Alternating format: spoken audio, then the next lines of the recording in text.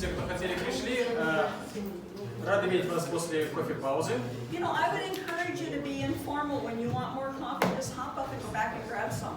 Очень хочется, чтобы у нас тут такая атмосфера была неформальная, поэтому если во время лекции вы чувствуете, что вам не хватает кофе, без проблем вставайте, идите, You know, sometimes you наливайте. just want to stand up and you just need to move because it gets hard to sit for a while. Да, after a потому while. что иногда, знаете, нужно просто встать и немного походить, потому что сидеть долго утомительно. So let's try to be, you know, a little bit informal so we can do that. Поэтому давайте будем стараться быть более неформальными, открытыми. Will not offend us.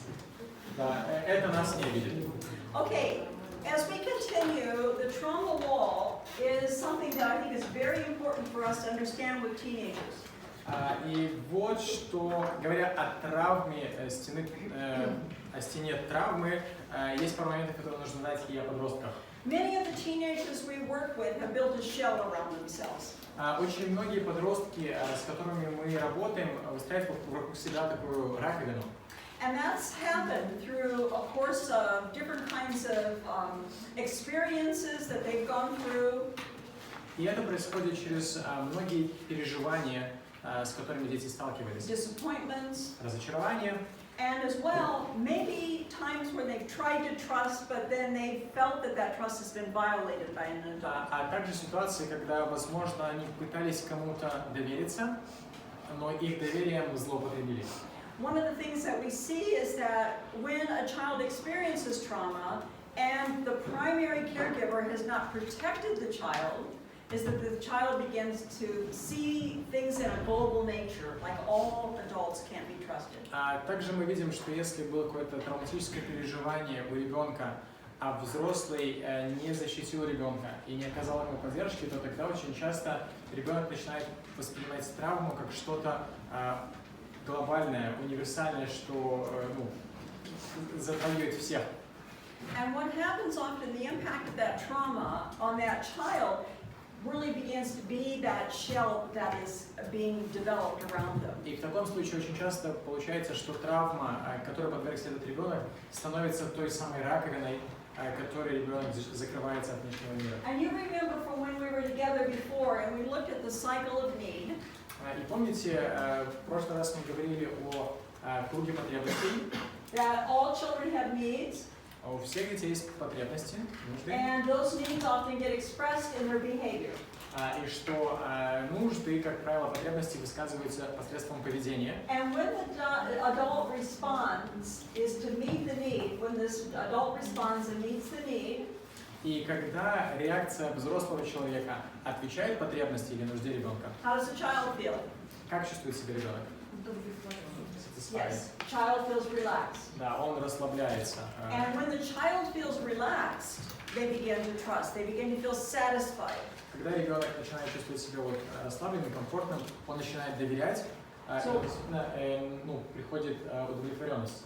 with that need being met and the adult's response meeting the need, Когда есть нужда, и ответ взрослого отвечает на эту нужду, the child begins to trust that adult. The attachment begins to build. ребенок начинает доверять этому взрослому, начинает формироваться привязанность. And so what has often happened, that's been broke down, that's really been violated, if you will. Но что происходит очень часто, к сожалению, этот круг разваливается. So trauma has seriously affected this attachment, and it's created this wall.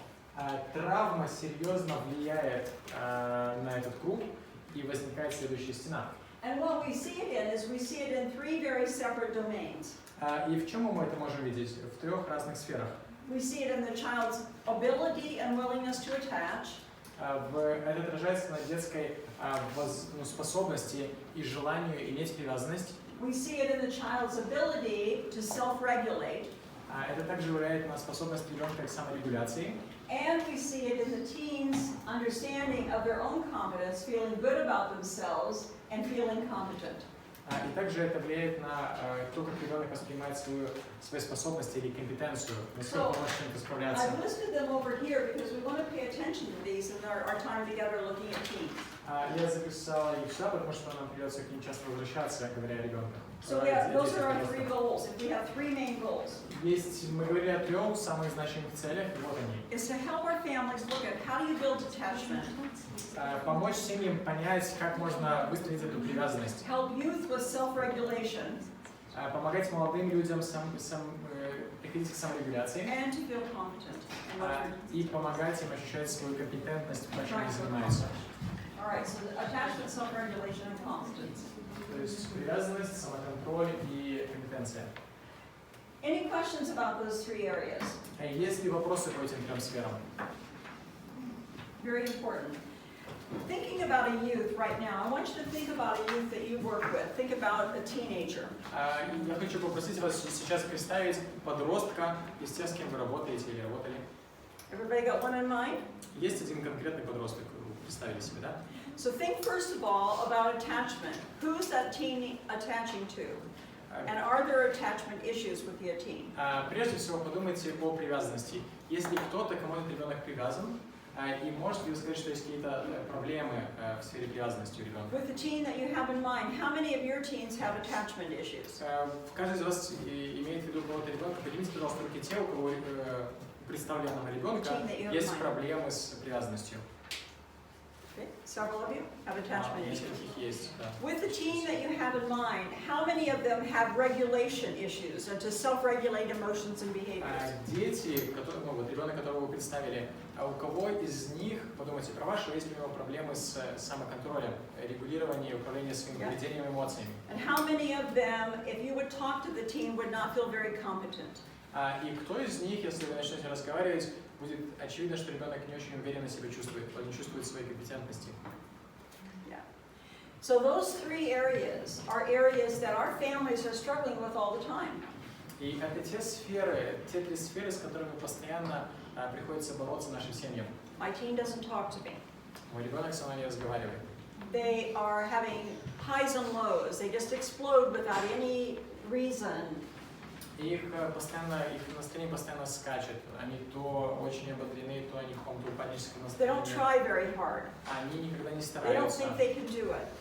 И они не верят в то, что они могут что-то достичь. And it's frustrating for our parents, very difficult for our И parents. тоже это очень трудно, это смущает родителей тоже. And what we have to do is we want to build hope with our families. There is hope in working with the teenager. И первое, что нужно сделать, это подарить надежду семье. Мы They должны don't- дать им понять, что есть надежда в работе с этим подростком. They don't need to go to bed and put the pillow over their head.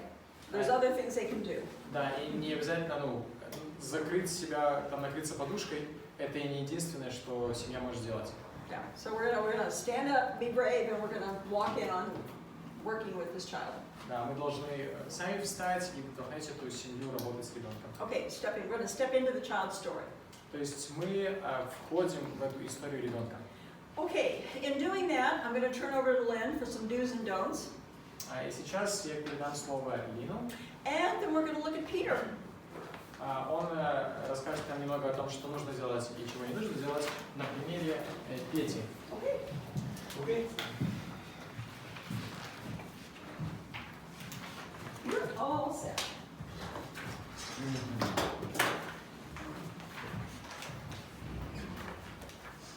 Some of the things that we just want to be aware of, that we've talked about before, but we want to be aware of, especially for teens, is that we want some things we don't want to do with respect to adolescents who have suffered from psychological trauma. О парочке из этих моментов мы уже говорили раньше, и важно помнить моменты, вещи, которые нельзя никогда делать с подростком.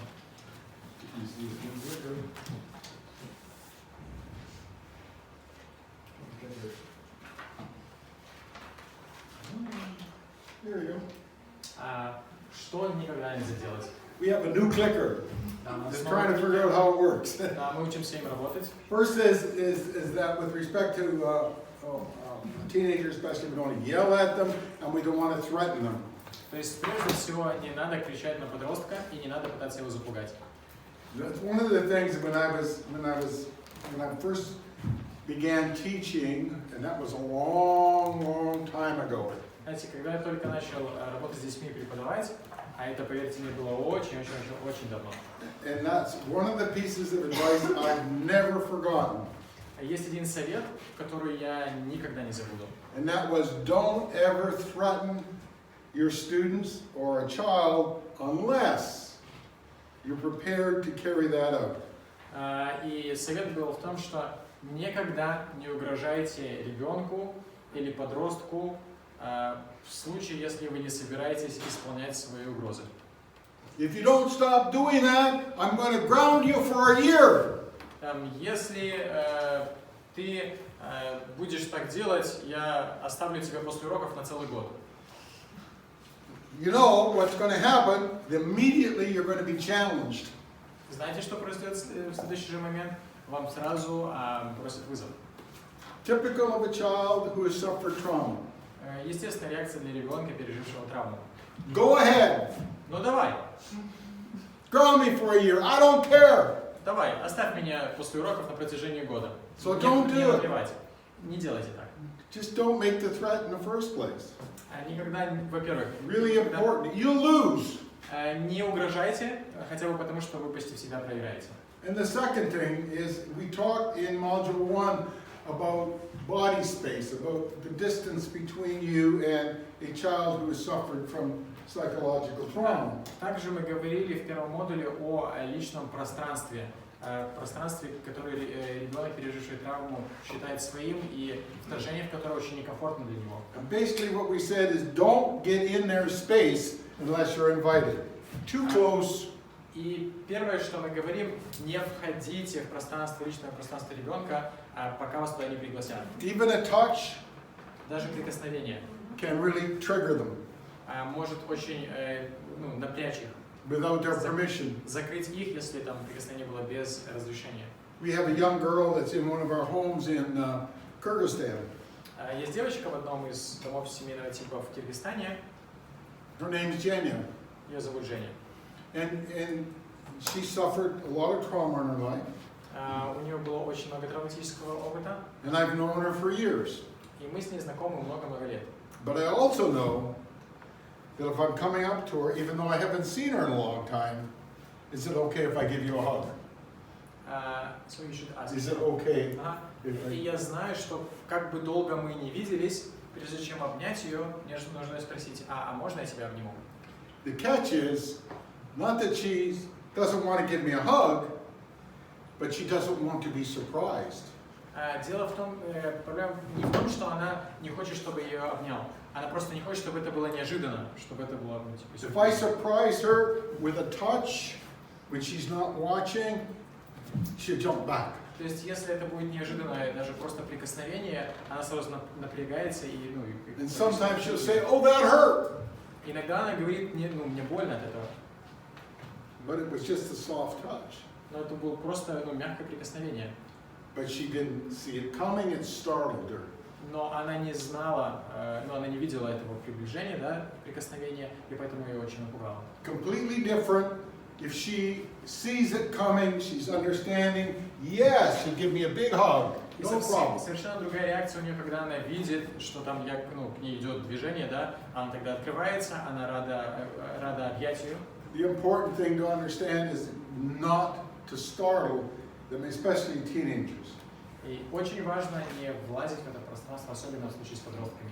And one of the things we don't talk about, or very often ever talk about what happened before, minimize the trauma. We want to normalize her as everything is fine. She's an excellent student, she's a bright little girl. We focus on that. И прежде чем начинать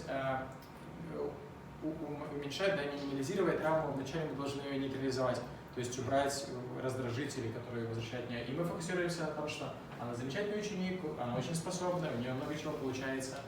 Первое, что мы делаем. Another thing that we understand again from Module 1, this is not the fault of the youth. We don't blame the youth. Еще один момент, который мы из первого модуля, ребенок не виноват. То состояние, в котором он есть, не является виной ребенка. They learn these behaviors as part of survival. Такому типу поведения они научились, и для них это было частью процесса выживания.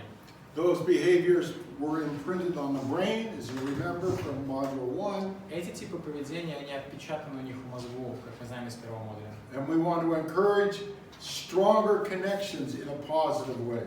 И мы пытаемся вдохновить их на более близкую связь и делать это положительным образом. Not their fault. Это не их вина. Don't blame them. Не надо винить ребенка. So it's not about blame, it's about moving forward in a positive way. То есть вопрос не в том, чтобы винить суть, не в том, чтобы винить ребенка, в том, чтобы помогать ему двигаться. So be careful what you promise. Поэтому будьте очень аккуратны осторожны со своими обещаниями. Make sure that if you promise something, we're going to go for ice cream later today. Будьте внимательны, то есть если вы обещаете, что сегодня, попозже сегодня мы пойдем за мороженым, Мороженое? мороженое, Мороженое, ага. мороженое, Then make sure it happens. то, пожалуйста, убедитесь в том, что вы действительно пойдете за мороженым. You don't want to be seen as someone that can't be trusted. Потому что Very ребенок important. не должен воспринимать вас как кого-то, кому нельзя доверять. And then the last one again is the startled response. You don't want to sneak up on them and surprise them from behind. You know, we need to be straightforward so that we don't startle them. То есть мы не должны их пугать, то есть мы должны там приближаться сзади, трогать их, мы не должны, чтобы они нас видели, чтобы им было комфортно с нами. Those are some of the don'ts, but here are some of the do's. Есть пару моментов, которые стоит делать. So when we approach them, we want to approach them with a trauma focus in our mind. Когда мы подходим к ним, приближаемся к ним с таким вниманием к травме их, So we want to understand that they come from a hard place. нам нужно понимать, что они пришли из очень сложных обстоятельств. And as a result of that, we need to provide security and safety. И поэтому наша ответственность обеспечить их безопасностью и такой уверенности немного им дать. We talked the importance in Module 1 about staying calm. Мы говорили о том, насколько важно сохранять спокойствие. There we go. Staying calm. And if you can't stay calm, you need to back out of the situation. Если же на какой-то момент вы не можете сохранять спокойствие в общении, говорить спокойно, вам нужно попытаться выйти из этой ситуации, например. One of the most important things that you can do is to model the behavior you want. Один из самых сильных ресурсов, которые у вас есть, это попытаться смоделировать то поведение, к которому вы стремитесь. If you remember from Module 1, example is the most powerful type of influence that we have with these children. Возможно, вы помните, опять же, из первого модуля, что пример является, наверное, самым сильным способом влияния на ребенка. They will do what they see, not what they necessarily hear. Потому что ребенок будет делать то, что он видит, а не то, что он слышит. So, what you say and what you do have to be congruent. Поэтому то, что вы говорите, и то, что вы делаете, должно быть совместно. Because if you say one thing, but you do something else, then you're going to break the trust. Потому что если вы говорите одно, а делаете другое, это уничтожит доверие. So if you say it, you need to do it. Если вы сказали, вы должны это сделать. If you say we're going to be starting at 9 o'clock, Если вы сказали, что мы начинаем в 9, then don't show up at 9:15. не надо приходить в 9:15. Simple example. Очень простой пример. It's all about building trust. Суть в том, чтобы выстроить доверительные отношения. It's about teaching skills. Умения, навыки, обучение. We use the word discipline. Мы используем слово дисциплинировать.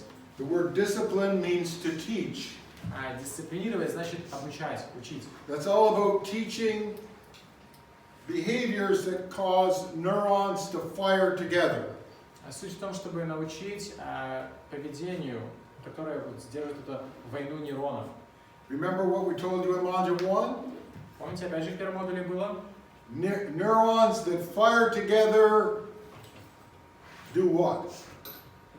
Нейроны fire. Neurons that fire together, what happens? Что происходит, когда нейроны соединяются? Может быть, вспомните кто-нибудь. Result, like impulse between the Perhaps, I'm not sure the time. So connection? Yeah. Connect.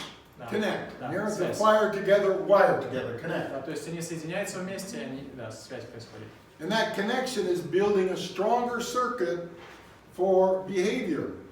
И эта связь нейронная, она укрепляет определенное поведение. That's all about the teaching part. То есть это касается обучения.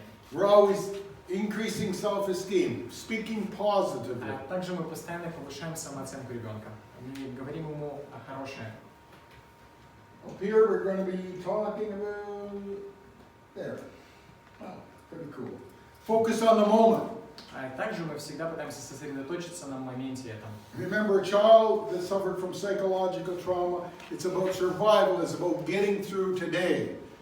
Помните, если ребенок проходил через травму и находится в режиме выживания, его он сосредоточен на том, чтобы пережить этот день. In many cases, they are unable to think of the future. Unable. В большинстве случаев они просто не способны думать о будущем.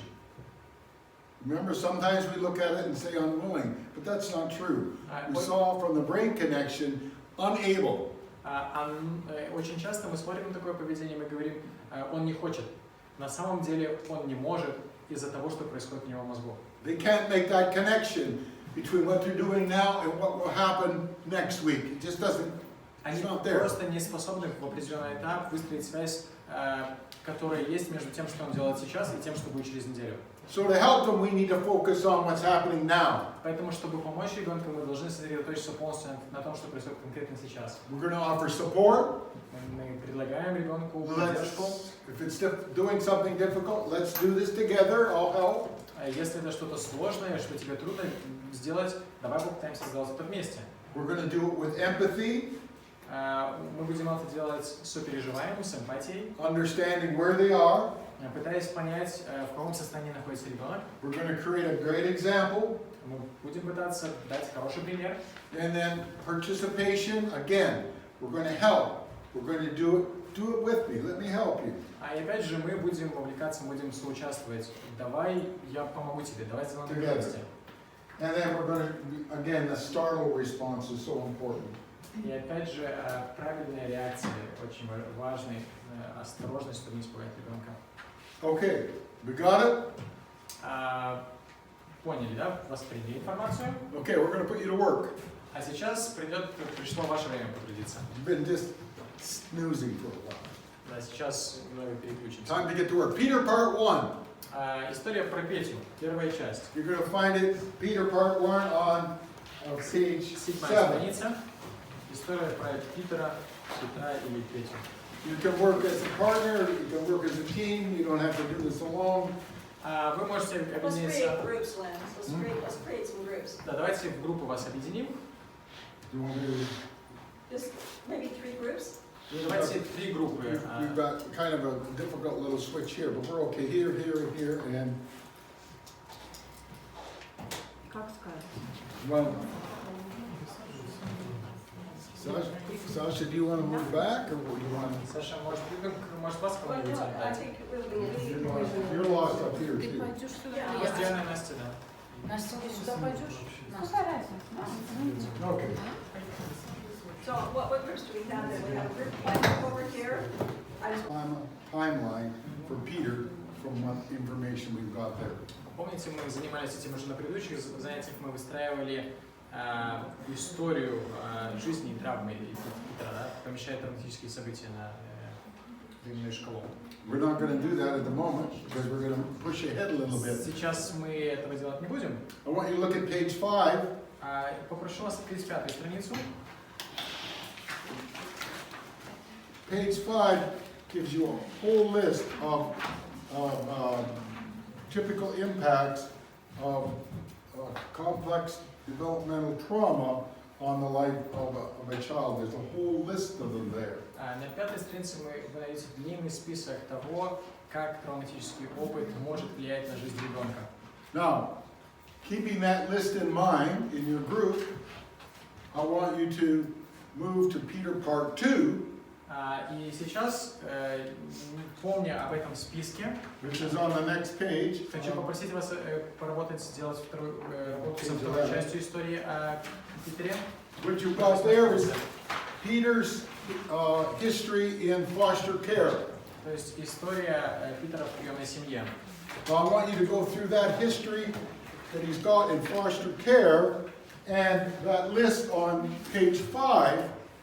And I want you to be able to identify anything from his part 2 that would have been named on page 5. In other words, highlight those things on И суть page вашего 5. задания в том, чтобы с 8 и 5 страницами одновременно и смотреть, какие вот эти травматические поведения, результаты травматического поведения с 5 страницы вы можете найти в его истории на странице 8. Now you've got his original history, you've got his foster care story, and we're going to connect that back to some of the generalized descriptions for complex developmental trauma and identify those that apply. То есть у нас есть первая часть истории, у нас есть вторая часть истории Питер в приемной семье. Сейчас давайте свяжем конкретные примеры его поведения с теми обобщенными примерами, которые есть на 5 странице. Then we'll go in about 10 minutes. Минут 10 у нас на это. We're going to ask you to report out on those particular identifications on page 5 that would apply in part 2. И потом мы просим вас поделиться. So he was like very obedient at one point, but just several seconds later he was like very noisy, and so on. Okay, another one. Закрытость от семьи и He was друзей. close to family friends. Питер не любил бывать на улице, если только туда не выходила вся семья. То есть он не любил выходить играть. So he didn't like to spend with his friends outside unless the whole family was gathered. So he was trying to things like to isolate him from his friends. Excellent. Different one. Что-нибудь у вас? Трудности с концентрацией и So сосредоточенностью. it was difficult to focus and to concentrate. У Питера были трудности в школе с концентрацией, сосредоточенностью, прямо с тем, Yes, что он же so it's like the text tells us that he had issues with focusing during his time in school. Okay. So let's just go to anyone. Any different ones yet? А сейчас можете индивидуально где-нибудь что-нибудь добавить. You haven't heard. Рискованное So поведение. risk behavior. Risk behavior. Тут написано, что в возрасте 16 лет быстро расти стал и стал демонстрировать серьезное бунтарское So when поведение. he was like 16 years old, he started to show like rebellion in his behavior. Okay. Any others? Что-нибудь еще? Да, ну вот я считаю, что увеличение потребности в независимости. Когда он присоединился к футбольной команде, скорее всего, он этим и хотел добиться своей So независимости. perhaps when he joins football, Показать, что он he что-то was trying может. to show his independence. He is able to do something. Good. Any more? Хорошо, что-нибудь еще? So he was very Потеря интереса к жизни, школе, друзьям и увлечениям. loss of the interest in his friends, family, and something else. Питер, вот здесь Питер попал в команду, но сидел на скамейке весь сезон Peter was in team, but и he не was sitting возражал. on bench through all the season, and he didn't mind it. А может это Нет, да, я думаю, внезапная осторожность, хотя раньше был смелее. Сделал смелый поступок и тут же сел на Also скамейку. his last, so when he unexpectedly became very careful, Может, здесь and he was more brave previously, so he was brave enough to join the team, but then he was scared to participate in games. Perhaps it was a change of behavior. Просто боялся подвести команду. Good. I think you've made most of the connections. Да, я думаю, что большинство моментов вы озвучили. What we're really trying to do is just become aware of some of the behaviors that are what we would call traditional and how that connects so that we are aware of the psychological trauma in the presence of some of these teenagers. Да, то есть, что мы пытались сейчас сделать, это научиться находить эти связи между особенностями поведения, которые мы обычно замечаем, как они связаны с травматическим переживанием ребенка. Now, we're not finished with Peter yet. Но с Петей мы еще страницу не закрыли. but we're finished with Peter for now. Но сейчас, пока мы от него его оставим в покое. A little bit later, Чуть we'll be позже doing part 3. у нас будет третья часть истории с Петей. We're just gathering information here. Пока мы просто собираем информацию. And as we do that, I want to just cover 4 more slides on resiliency. И пока я хотел бы несколько слайдов еще о жизнеустойчивости. This is just kind of, it's going to give you a bit of an overview here, Здесь вроде такой, обзор небольшой. because we're going to do the whole module on resilience on Thursday and Friday. Потому что в среду и четверг у нас будет целый модуль по жизнеустойчивости или гибкости. But often 4 and 5 are separated by a period of time, Но учитывая то, что четвертый и пятый пункты обычно разделены во времени, so we introduce the concept here in module 4. поэтому мы в четвертом модуле презентуем концепцию. Normally I would spend a fair amount of time on it, but because we're going to go there later this week, I'm just going to give you a quick overview. И, как правило, мы более глубоко знакомимся с этой концепцией, но учитывая то, что в четверг и пятницу мы ее хорошо изучим, я дам только такие наброски. And as we introduce it, we want to talk about resiliency is simply the capacity, the ability of a person, an individual to cope in the face of a significant challenge, change. Гибкость или жизнеустойчивость – это способность человека успешно справляться с изменениями, неудачами, проблемами, риском. So when adversity comes, Когда приходят проблемы, when a challenge comes, когда сталкиваемся с вызовами, the way you deal with it, то, как мы разбираемся с ними, we would refer to that as resilience. мы можем назвать это жизнеустойчивостью или гибкостью. And I know I gave you the example about Ruby at the beginning and this issue with her back. Помните, вначале я рассказывал вам про Руби и ее проблемы со спиной? She could have simply said, I'm going to bed, Она могла бы просто сказать, наверное, пойду лягу в постель. and I'm not getting up for a week. И неделю я не буду вылазить из постели. You cancel everything. Все отменяем. Could have done that. Ну, нормальная, естественная реакция. People would have understood. В принципе, все бы поняли. But her resiliency wouldn't allow her to do that. Но ее жизнеустойчивость сказала, нет, мы сделаем по-другому.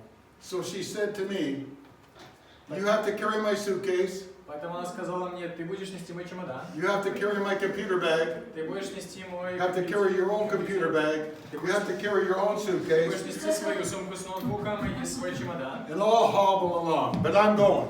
И мы будем ползти вперед, но мы едем. That's resilience. Вот она, устойчивость. And as we look at that, Когда мы смотрим на это, that part of that is internal, часть этого процесса на внешняя, and a lot of that has to do with external influences. что-то это связано с внешним воздействием, что-то с внутренними процессами. You know, there are times when external influences are so powerful that you need to rethink what you're doing.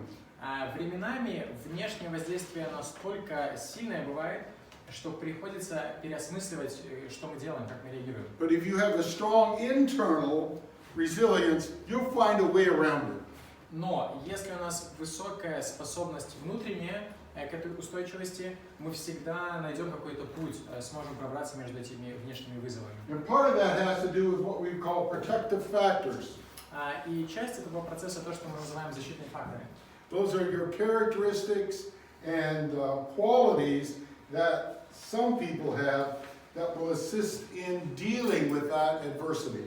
То есть это характеристики и качества, которые помогают нам, как людям, преодолевать трудности и негативные воздействия. Later on this week we'll talk not only about protective factors, but we'll talk about risk factors. Чуть позже мы поговорим не только о защитных факторах, но также о факторах риска, How we learn them как мы обучаемся им, and how we use them in order to deal with difficult challenges. и как мы их используем для того, чтобы преодолевать разного рода вызовы. And the degree of impact, Степень воздействия, when we're looking at adolescents, особенно когда мы смотрим на подростков, has to do with how did they deal with things in the past, должно быть связано с тем, как они в прошлом справлялись с проблемами, The same thing applies to you. но это же справедливо в отношении каждого из нас. When you faced tough times in the past, what did you do? Когда в прошлом мы встречались с какими-то, проходили через трудности, как мы себя вели? You see, we set up patterns of behavior. То есть мы устанавливаем определенные паттерны поведения. So when we hit tough times in the past, if we quit, we're quite likely to quit now. Потому что если, сталкиваясь с трудностями в прошлом, мы старались убежать, очень невероятно, что сейчас мы будем в трудных обстоятельствах искать возможность убежать. But if I didn't quit Но если я не ушел от проблемы, and I found my way around, и я сделал свой путь, сделал круг определенный, when difficulties happen again, когда я снова столкнусь с трудностями, and you can be sure they will, а можете быть уверены, трудности обязательно придут, you'll find your way around. вы, скорее всего, найдете путь, как пройти между ними. So when we look at an adolescent, that's one of the things we need to understand. How did they deal with it in the past? Поэтому, когда мы имеем дело с подростком, мы должны разобраться, как же подросток раньше разбирался с трудностями. What was their perception of that? Как он воспринимал сложности. How many times did they face that adversity or some adversity? Как часто им приходилось сталкиваться с разного рода проблемами. And in Module 1 we talked about relationships so much. И в первом модуле мы очень много говорили об отношениях. All about relationships. В принципе, весь модуль был основан на важности отношений. It's got a real connection here. Вот где реальная связь происходит. That relationship is so important. Отношения настолько важны. One of the things, and I go back to this example of what we just had with Ruby, she knew Возвращаясь к примеру с Руби, that she could depend on me because of the relationship, она знала, что благодаря тому, что у нас есть отношения, она знала, что она может довериться мне, положиться на меня, to carry all the luggage, что я буду тащить все сумки, and if necessary, I would carry her as well. а если придется, то и саму Руби тоже. She knew that. Она знает это. She knew I would do the very best. Она знает, что я сделаю все, что могу. So when we look at teenagers, have they got that relationship? That's that presence of a safe adult. Это присутствие безопасного взрослого, да, того человека, который дает ощущение безопасности ребенку. Remembering that they've been vulnerable in the past with someone who has not been safe. Потому что помните, что они были уязвимы перед лицом кого-то, кто не давал им безопасности. And so much of what we see for resilience is who has surrounded the child as they have grown up. Поэтому одна из частей того, когда мы разбираемся с жизнеустойчивостью, один из вопросов, какие люди раньше окружали ребенка. That's a really good question. It's a good question because the fact of the matter is she could not manage her luggage.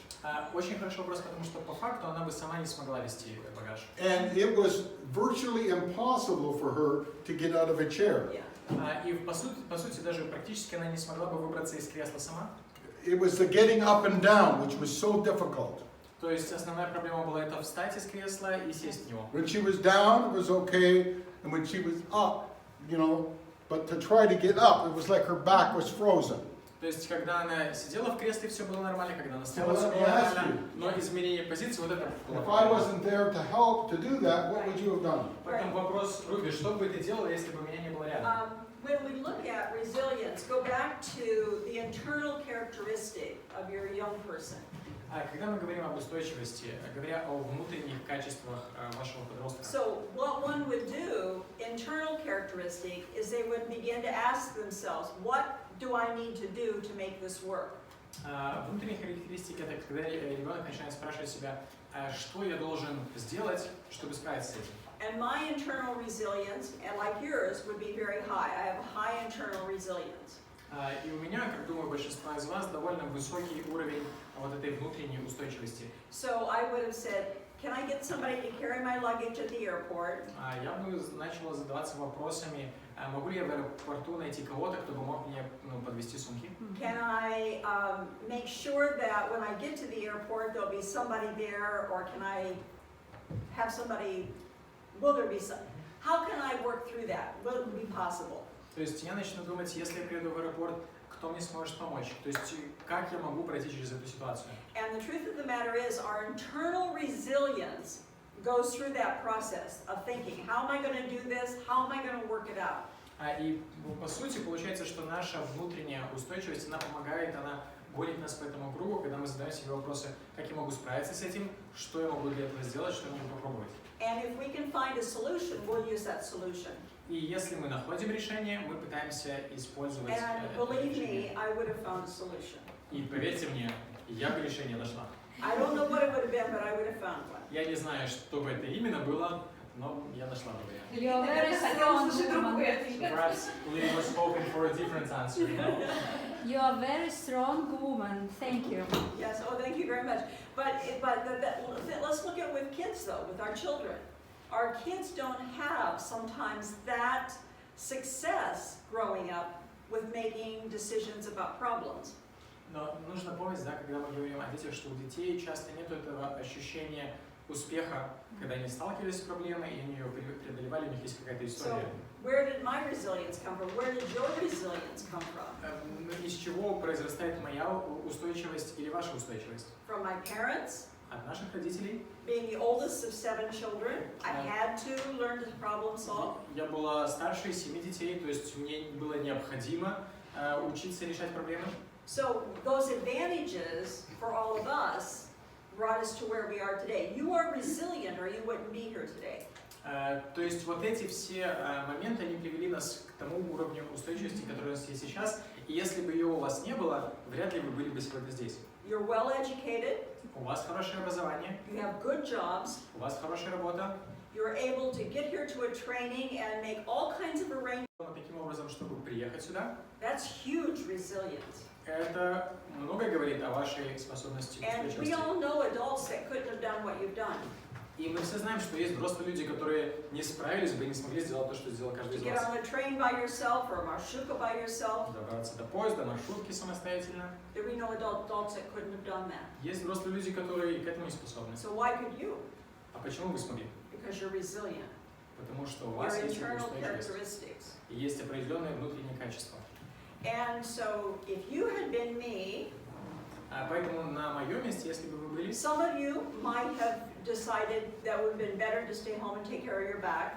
возможно, кто-то Be okay. принял бы решение Nothing wrong with that. остаться дома и позаботиться о своей спине. And И это others- нормальное решение, ничего плохого в нем And нет. others would have said, I'm going. Но кто-то сказал бы, нет, я туда And you just get доберусь. yourself a good back brace И возьмете себе, нашли вы себе хороший корсет, and some good drugs и хорошее лекарство. and go. И пошли. Anyway, good question, good Хороший question. вопрос. But here's the thing. I'm going to spend, 2 days talking about this, but I think as you get older, that, you become aware of the fact that you have solved a lot of problems in the course of your life. И мне кажется, в принципе, мы эту тему можем легко, наверное, дня два обсуждать, но, коротко говоря, с течением времени, когда мы взрослеем, у нас расширяется понимание того, что мы можем. And you understand that there's a solution И у нас приходит понимание, что решение есть. because we've had success before. И это понимание приходит благодаря тому успешному опыту, который был раньше. I can remember they threw me out of university Я помню, как меня выкинули из университета in year 1 на первом курсе, because I failed 5 out of 7 courses. потому что из 7 предметов я завалил 5. So I had to go to work. Поэтому мне пришлось идти на работу. And I thought that was going to be good. I could go to work. И я думал, что, работа это будет хорошо. But after working outside in the Canadian winter, Но поработав на улице, канадской зимою, I decided that wasn't such a great idea. я понял, что идея была не блестящая. That it was maybe a better idea to study. И, возможно, учиться лучше, чем работать. So I eventually got back in and got back. But you learn that there's a way through. Поэтому в итоге я вернулся в университет, продолжил обучение. Но идея в том, что мы узнаем, что как-то можно через это пройти. Because there's an expression, life often gives you lemons.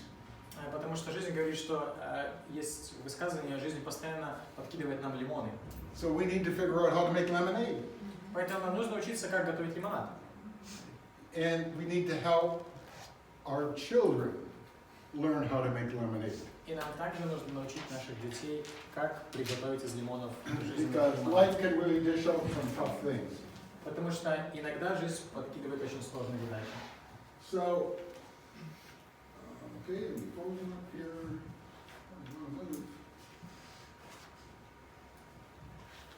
Why doesn't want to move? It's froze. Right? It's froze. Yeah, okay. So anyway, the next slide, we basically got, what we have is to enhance resilience, we've got characteristics for our caregivers and characteristics for our youth. И говоря о устойчивости, у нас определенные качества есть для человека, который проявляет заботу, об опекуна, и качества для ребенка. That particular computer has been freezing up recently. Этот компьютер завис только что. Because it's a little bit old and its memory is just about full. You talking about me? Потому что он староват, у него перегружена память. Руби говорит, ты про меня говоришь? So, Точно, что это про компьютер. I'm just checking. it's about due to be replaced. Да, его Rocky. скоро заменят. Я опять уточнение, это речь про компьютер, а не... You know, because we're training all the time, Учитывая то, что мы постоянно учим, we tend to go through computers fairly quickly. мы учимся, наши компьютеры быстро устают. So that one's about 4 years old. It is about time to shoot it. Ему уже 4 года, и, пожалуй, время его пристрелить, эти милосердия. This one's 2 years old, so it's got some life yet. Этому компьютеру 2 года, пожалуй, он еще может немного But поработать. when you think about them, we're training all the time, all day long, and then running them all day and night. They get used hard. Да, и мы целый день мы показываем через них что-то, и все ночи мы тоже на них что-то делаем, поэтому они много работают. So, if you turn to your PowerPoints, А если вы вернетесь к you can вашим see this last PowerPoint'ам, PowerPoint here. страничка в конце с PowerPoint'ами, Well, she pulls it up there, but you can just see enhancing resiliency. PowerPoint 26.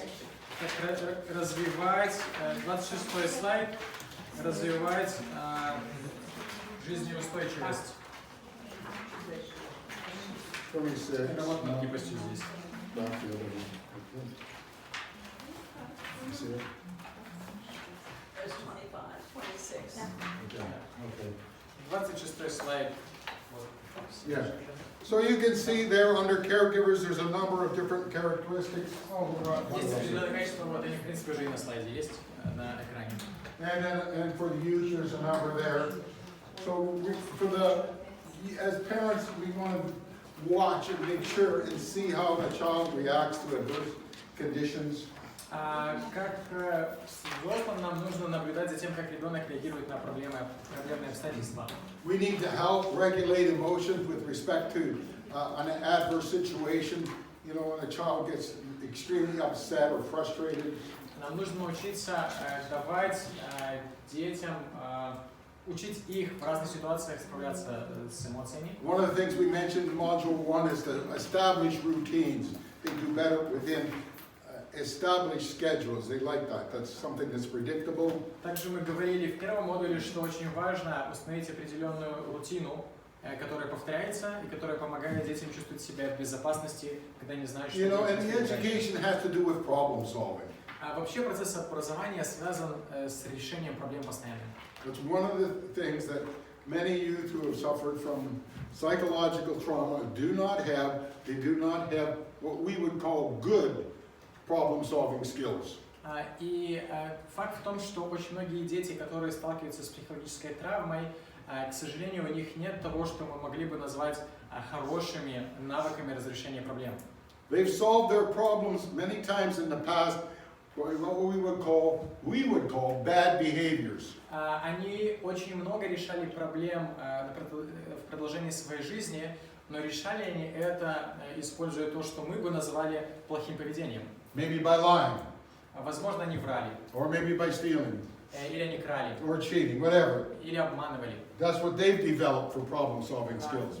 Вот что они развивали как свой инструмент по разрешению проблем. So we need to work with them and teach them effective problem-solving skills. Поэтому нам нужно работать с ними, нам нужно помогать им, чтобы развивать эффективные навыки решения проблем. Here's where it gets tricky. И вот где начинаются нюансы. If you don't have good problem-solving skills, Если у вас у самого нету хороших навыков по разрешению проблем, how can you teach the youth? как вы сможете научить молодого человека? So this comes back to the example again. Поэтому мы опять возвращаемся к необходимости примера. Setting the example, demonstrating to the child that this problem is not that big, we can solve it. We can solve it. Мы показываем пример, и этим примером объясняем ребенку, что проблему можно решить.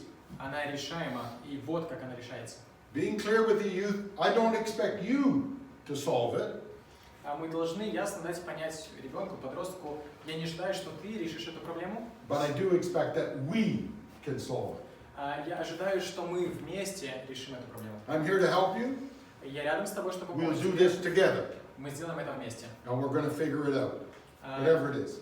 Мы справимся с этим, чего бы это ни стоило. And the man is pointing at the coffee clock. Да, и снова время кофе. So just quickly look at the last one, the last part of that, and then we'll be done with this section. Давайте посмотрим на последнюю часть. For the youth, we need to be able to connect. That's a connection piece, that relationship piece. Нам нужно для молодых людей уметь связывать их эмоции и поведение. The child needs to feel that they can come to us when they've got an issue. У нас должно быть чувство соединенности с ребенком. Ребенок должен знать, что он может прийти к нам, если у него возникают проблемы. The connection piece. То есть элемент связи с ребенком. They're free to express their emotions. We won't be critical. Они вольны высказывать свои эмоции нам. We're Мы не not going to будем be критиковать их. judgmental. We talked about that. Мы не будем осуждать их эмоции, их переживания. Because it's not about good or bad. Потому что мы воспринимаем сегодня в категориях плохо-хорошо. That's just expressing that underlying need. Это просто способ выказать глубинную потребность. We talked about that in the cycle of attachment in module 1. Мы про это говорили в круге привязанности в втором модуле. So, we just need to value them as being unique and special. Мы должны ценить их как уникальные, Which каждый they из них are. уникального и особенного, потому что такими каждый из них является. You never know. Мы никогда не знаем. You may be working with the next president of the country. Возможно, вы работаете со следующим президентом страны. Okay, you can have 14 minutes and 59 seconds. 14 минут, 15 секунд на кофе. Things, as you can see there, those are all things that we can do to really help the youth. И в этой первой части списка мы видим набор качеств, которые реально могут помочь молодым людям. And there are also those items that we can encourage our parents to think about. Are you doing this? Do more of it. И также мы можем вдохновлять наших родителей, чтобы они старались культивировать это в себе. Занимаетесь ли вы этим, делаете вы это, как вы можете это развить? When they model for the child learns through that modeling. Мы можем моделировать, давать модель, пример для детей, и дети могут учиться, смотря на нас. So what we're looking at here is some of these little things on this list seem very simple, but we have to ask, are you really doing them? И некоторые пункты в этом списке очень простые, и нам просто нужно убедиться, что мы их делаем, что родители их делают. Are you really stepping into the child's life and really modeling the resilience, asking the questions, encouraging the youth? Находим ли мы свое место в жизни ребенка, показываем ли мы ему пример устойчивости, видит ли он, как это функционирует. And sometimes the parent will say, well, I don't know how to do those things. Иногда можем встретиться в ситуации, когда родители говорят, я не знаю, как делать эту модель, как And that's where we may have to be helpful and give them some ideas and how they might do Здесь that. мы должны быть способными оказать помощь им, подсказать им какие-то идеи, что они могут практически сделать. So for example, let's look at this one. The one towards the bottom says, help youth develop problem-solving skills. Например, помогите подросткам развивать навыки решения проблем. So looking at, if parents don't do a good job at that, it's not likely they can teach a child how to do that. Согласитесь, если с этим пунктом родители не очень сами справляются, вряд ли они смогут научить ребенка решать проблему. But essentially, the parents that you have invested in to become foster or adoptive parents, you've made a decision that they have some resiliency factors. Но, коль скоро мы говорим о тех людей, которые являются, например, приемной семьей, их же допустили до этой позиции, значит, наверное, какие-то задатки устойчивости у них есть. So when they're saying they just can't figure, the youth can't figure things out, they can't figure out what's the right thing to do or the wrong thing to do. When they tell you that, иногда молодые люди признаются, что я не знаю, как разобраться, что хорошее, что плохое, и не могут поделиться этим с вами. the question back is, how do you tell them how you do that? Тогда вы должны быть готовы ответить на вопрос, а как вы сами поступаете в подобной ситуации, как вы сами определяете, например, Do you что-то. have a process that you follow? Есть ли у вас определенная процедура, через которую вы Do сами you have like a проходите? little bit of a checklist in your head, like what if I do this and then what are the implications? Есть ли у вас какой-то в голове свой чек-лист, если делаю это, то уже до этого, если делаю это, то уже до этого? What seems simple to the adult sometimes doesn't seem simple to a child. Плюс то, что иногда кажется очень простым для взрослых, абсолютно не воспринимается чем-то простым детьми. So when an adult can break it down into steps, this is how I do that, it helps the young person begins to see how they can do that. Поэтому, если взрослый способен объяснить ребенку, разбить на шаги, вот как делаю это я, ребенку это очень может помочь в том, чтобы следовать этому примеру. And we've learned to do that somehow from our parents or from adults that have taught us in the И past. как-то мы учимся этому, да, и кто-то обучил же нас этому раньше, наши родители, другие взрослые. Мы сами проходим через это. I want you to do the second part at the bottom, but I want you to go back to the young person you were thinking about, the adolescent. И сейчас мы поработаем со второй частью этого списка, и сейчас я хочу, чтобы вы вспомнили о том подростке, про которого вы думали в And I want you to предыдущем задании. check the areas that you believe the youth is developing in their own resilience, that child that you have in mind. И отметьте, пожалуйста, этот ваш ребенок, о котором вы думаете, в каких из этих сфер ребенок развивается. For example, if you believe they do show a sign of development, hope, trust, and a sense of belonging, you would check that. Например, если вам кажется, что ребенок работает и развивается в первом пункте надежды, доверия и чувства принадлежности, то вы отметьте это. If they show signs of attaching to a caring adult, you'd check that. Если они показывают признаки привязанности к заботящемуся взрослому, тоже And отмечайте. then if you say, no, they can't express their feelings and calm themselves, then I wouldn't check that. Например, если ребенок не умеет выражать свои чувства, успокаивать себя, вы ничего не Okay, think отмечаете. about your youth and go down through that list. Подумайте про своего подростка и поотмечайте, пожалуйста.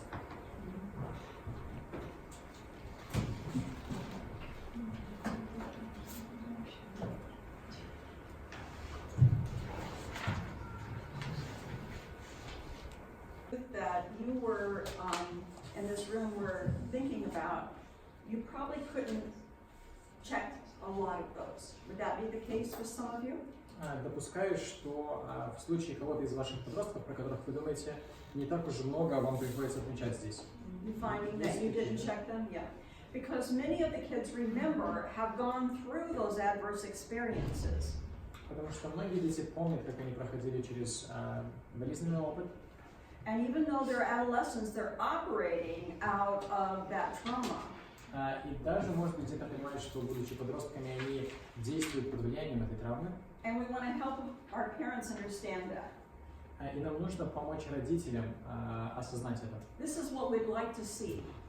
Вот к чему мы, в принципе, стремимся, что мы хотим увидеть. And the way we're going to help a child be able to develop that is if we do the top part. И как мы можем помочь ребенку развить эту нижнюю часть навыков, если мы развиваем в себе верхнюю часть? So the more that we demonstrate, ask the questions that are going to be effective for problem solving, the more we do that as the adult, the child begins to see the behavior that we want them to demonstrate. Например, чем больше мы будем задавать им вопросы, пытаясь понять их, тем выше шансы того, что они воспримут эту модель для себя. и начнут тоже учиться задавать вопросы, чтобы понимать других Okay, людей. modeling, remember when we were together before, Lynn talked with you about how modeling is the most important behavior that the adult can have to help the child change their behavior. И Лин говорил раньше, что моделирование или собственный пример – это, пожалуй, самый сильный ресурс воздействия на поведение ребенка. Okay, I want to do some quick reviews for you that I just have to kind of go back over a little bit, and that is looking at the Center for Disease Control first of all. Yes, Немного Наталья. информации коротенько посмотрим чуть позже, изучение неблагоприятного детского опыта. Наталья, пока что у вас? Чек-лист гибкости в верхней части. Написано регулярные проверки с подростками. Что это означает? Можно ли пример? Где это?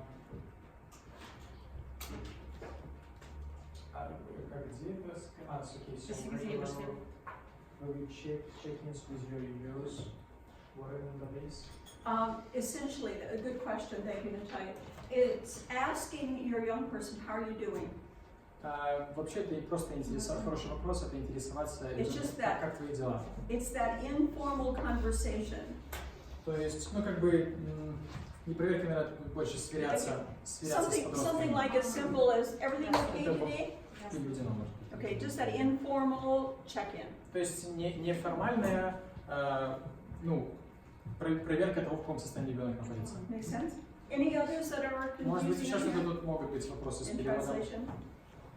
Например, вот там развиваете чувство контроля, насколько я уточнил, это ощущение того, что он может это контролировать у ребенка. Okay.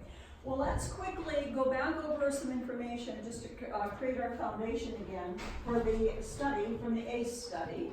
Давайте вернемся к основам, к этому ACE-исследованию, которое было. And remember, it was adverse childhood experiences, Исследование неблагоприятного опыта, детского опыта.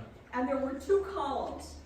Было там две графы, две колонки. And in those columns, there were 5 factors in each column. И в каждой из этих колонок было 5 факторов. And those were the factors related to the study that said when children experience those factors, certain number, put them on a trajectory that was pretty problematic.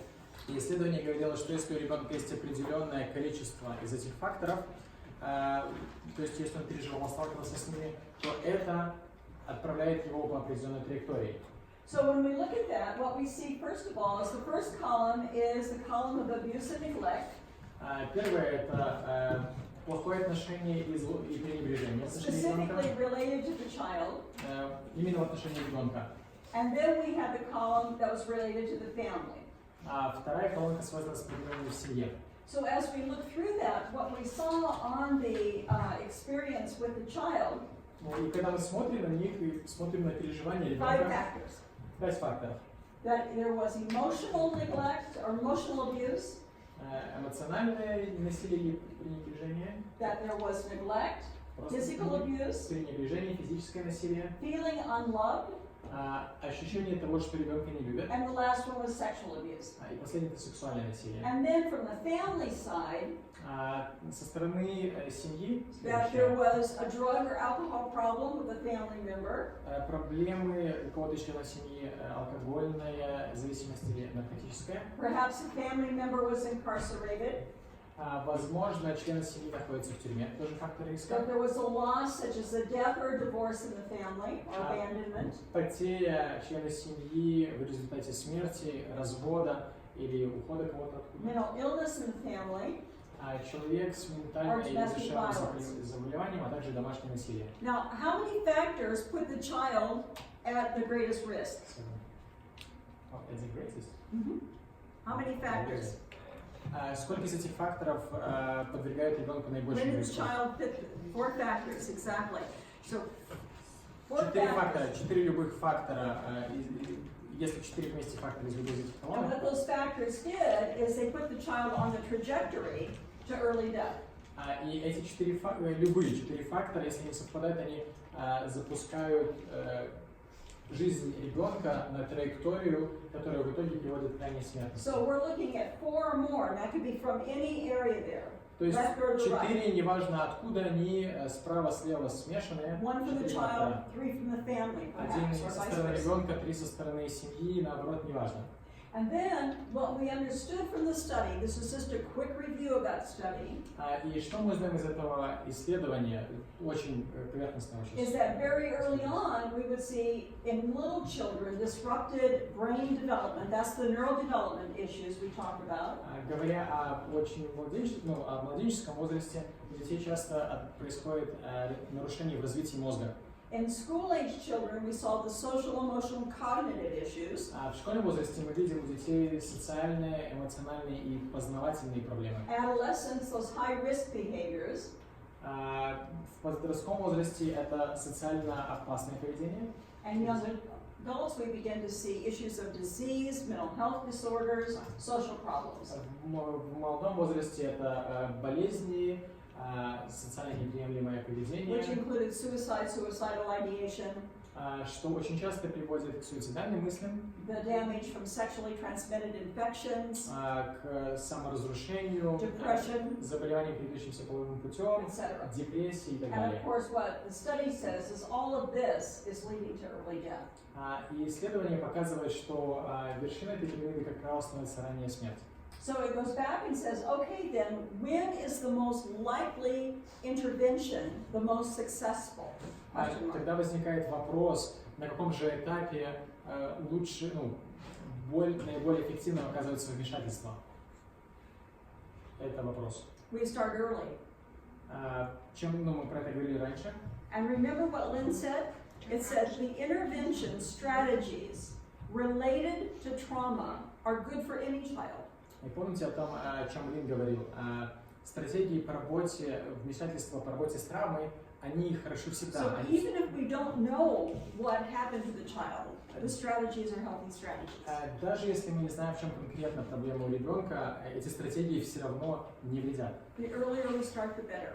И чем раньше мы начинаем, уже говорили это, да, чем раньше The начинаем, earlier тем that we эффективнее. can do an intervention here, Чем раньше на одном из этих этапов мы вмешаемся, the more likely to prevent it moving on. тем больше шансов предотвратить движение на следующий переход на следующую стадию. Now, keeping that in mind, let's go back to you as an example. Помните об этом, пожалуйста, и давайте вернемся к вам в качестве примера. If we go back to these factors here, Если мы приходим к этим факторам, I can almost guarantee that more than just me has had 4 of those. и я могу сказать, что я и думаю, что не только я имею вот эти 4 фактора и больше. I'm not asking you, but I told you before I've had 7. И я не спрашиваю вас, вам не нужно говорить, но я вам раньше говорила, что у меня 7 Some of you факторов. have had 4 or more. Думаю, что некоторых из вас тоже, возможно, 4 и более. So if you look at that and you look at the fact you're here, you're resilient, you're successful, Если вы посмотрите, да, что у вас, возможно, есть 4 более у кого-то из вас, но при этом вы здесь, вы успешны, it's a demonstration that you beat the ACE study. это показывает, что у вас есть устойчивость, и что вы, по сути, победили вот это исследование влияния детского опыта. Make sense? All right. Понимаете, да? So something you've done, some intervention that you have been able to apply or to discover in your own life has helped you to build the resilience to trump the ACE study. То есть, если у вас были 4 более признаков, в какой-то момент, значит, у вас произошло в жизни вот это вмешательство, которое помогло, был этот опыт, который помог вам преодолеть эту траекторию неблагоприятного детского опыта. Вы соскочили где-то с нее. Make sense? Понимаете? That's good news. И это, в общем-то, хорошие новости. Because what we know is that's what we want to help our young people see. Потому что вот к чему стремимся. Мы хотим, чтобы наши And that дети is our увидели. hope that we'll give our families. И это та надежда, которую мы можем поделиться с нашими семьями. Is we have to stick to it. Потому что мы были там. And how long do you have to stick to it? И как долго может занять этот процесс? What do you think? 5 years, 10 years? 5 лет? 10 лет?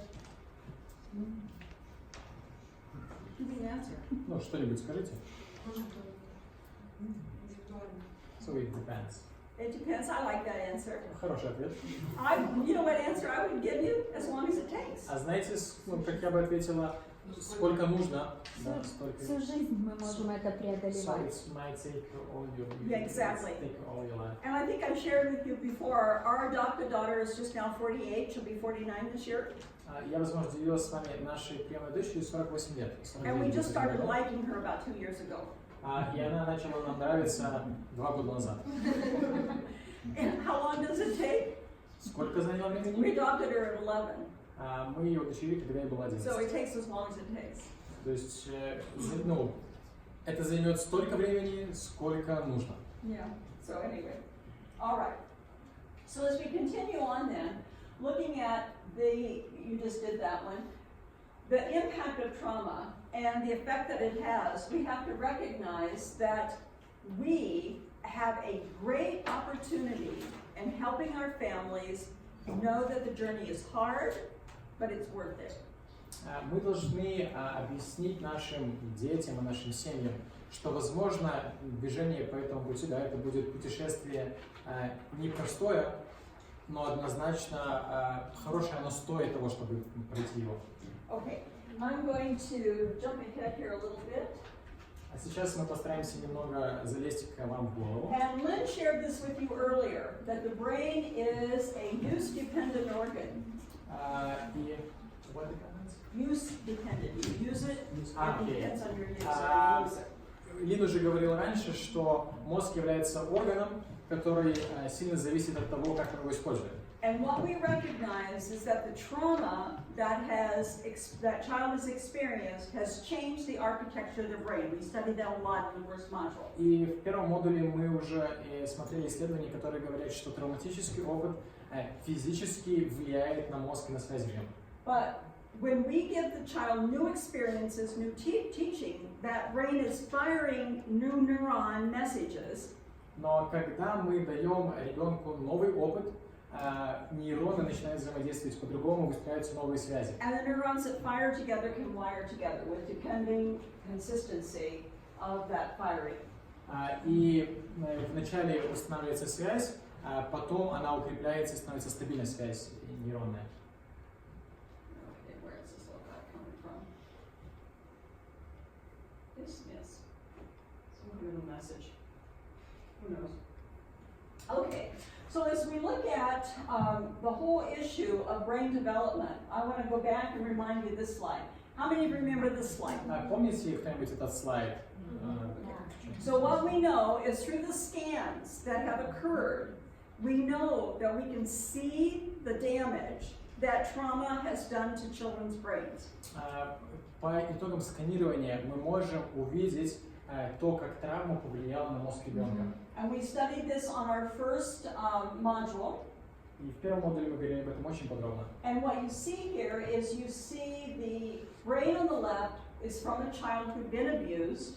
И мы видим, что с левой стороны это скан And the мозга brain on the ребенка, right, a child who grew up in a healthy family. пережившего насилие, а с правой стороны мозг ребенка со здоровой Same семьей. age child. Ровесники дети.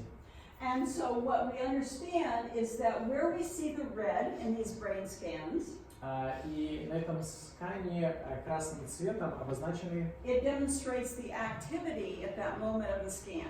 обозначена активность мозга во время сканирования. And where there's more red begins to indicate the more likelihood of crosstalk, where that red is closely connected together in the brain, crosstalk in the brain. И красный, посвященный красным, это наиболее активная часть мозга, которая определяет поведение. So these two little children, same age. Эти два ребенка ровесники. This little child, you see, look at all the red between the brain stem. Смотрите, у ребенка между клетками головного мозга, the midbrain, средняя часть мозга and the prefrontal cortex. и префронтальная кора. So what you're seeing here, you're seeing all this red, this very close connection. This brain is active all over. То есть получается, что этот мозг активен практически полностью. So the crosstalk becomes very easy for that child. То есть взаимодействие разных частей мозга происходит довольно легко для ребенка. Emotions to survival to decision making. Very Эмоции влияют на части, отвечающие за выживание. Выживание помогает в принятии решений. Все взаимодействует. And this child who has experienced complex developmental trauma. У этого ребенка есть особенности It's развития, возникшие в результате. operating primarily of the survival part of the brain, У него активно работает преимущественно часть, отвечающая за brain выживание. stem. So look at this inactivity here. Посмотрите, какая активность здесь происходит. Very little to no activity in here. Местами очень высокая активность, местами вообще нет. And the absence of so much red in the prefrontal cortex. И в префронтальной коре тоже практически нет активности. So this is a child, remember the hand? Это ребенок, помните пример с рукой, который мы использовали? This child is walking around in high alert. Ребенок постоянно находится в состоянии That боевой the готовности, prefrontal cortex is not engaged, потому что префронтальная кора, она практически не and the child's in задействована, high alert. и ребенок постоянно в состоянии напряжения, стресса и боевой But we готовности. want to recognize and go back and remind ourselves that the brain can remap, Но нам нужно помнить, и вы должны постоянно тоже напоминать себе, что мозг может изменяться at any age. в любом возрасте. There's plasticity of the brain, Есть такое понятие, как and what we пластичность мозга. know is that neurons that fire together wire together. И мы знаем, что нейроны постоянно взаимодействуют, постоянно возникают новые связи. Okay? And in looking at that, just the last little bit of review И последний слайд на эту тему. is that what happens in trauma, Что происходит в состоянии травмы? when the child perceives that there is a threat, Когда ребенок видит что-то угрожающее, it угрозу, releases the stress hormones, вырабатывается гормон стресса, and then the threat response is triggered, and that is the fight, flight, or freeze in the brainstem. и мозг приходит в состояние, где выбор или бегство, или борьба, или замирание, да. And the part that's not active is the prefrontal cortex. И оказывается, что префронтальная кора практически не задействована. Children are not making decisions, they're reacting. Дети не принимают решения, они просто реагируют. Make sense? Понимаете, о чем речь? So now it goes back to just the last little bit of reminder from what we did in the first module. И это, в принципе, просто мы вспоминаем, да, о чем говорили в первом We модуле. want to stop saying, why did you do that? Нам нужно перестать говорить, зачем ты это сделал. Because that requires all this prefrontal cortex stuff. They can't do it. Потому что для ответа на этот вопрос требуется работа префронтальной коры, чего не происходит у ребенка. A little bit better to say, what happened? Лучше сказать, а что произошло. And they might be more likely to give you an experience that's right now that's been traumatic for them, scary for them. Потому что так будет немного выше шанс, что ребенок сможет поделиться тем переживанием, которое у него есть сейчас. Because there's been a reaction. Okay, any comments or questions? Just a Есть quick reminder. какие-нибудь замечания, комментарии? Does that anchor you back in where we were? Немножко вспомнили, да, о чем мы говорили полгода назад? And you've been teaching it, which is really cool. Да, и я надеюсь, что вот это все вы учили, что So очень хорошо. I'm glad to hear that as well. All right, well, what we're going to do, I think we have just about enough time to do it, our last, do an activity related. И у нас времени, наверное, осталось вот на последнюю активность. Related to the domains. Yeah, Yes, we're going to do those. okay. But, Now collections and. yeah, just a little bit. Just a little bit, I am.